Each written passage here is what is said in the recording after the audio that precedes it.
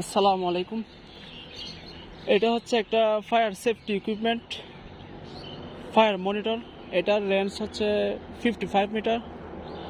আমি আজকে এটা দেখাবো আপনাদের কীভাবে এটা অপারেট করে এবং কীভাবে স্প্রে করে।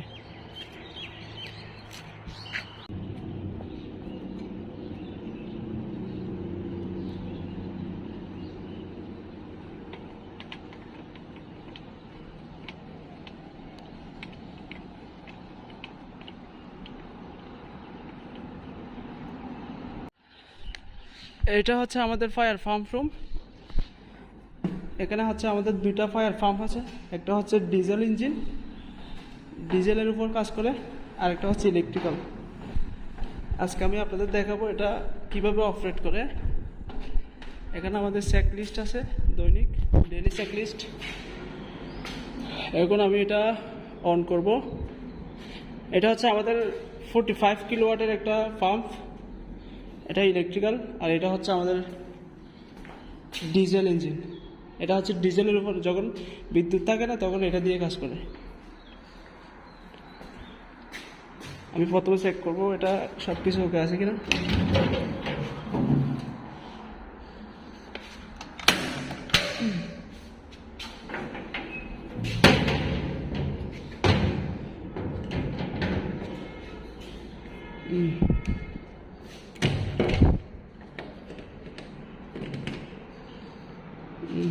এখন স্টার্ট করলাম। এটা তো O2 এবং ম্যানুয়াল দুইটা সিস্টেম আছে।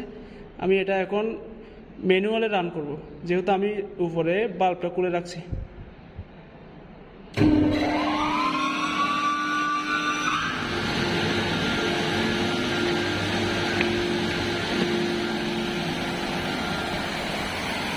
দেখুন এটা এখন স্প্রে হচ্ছে পানি।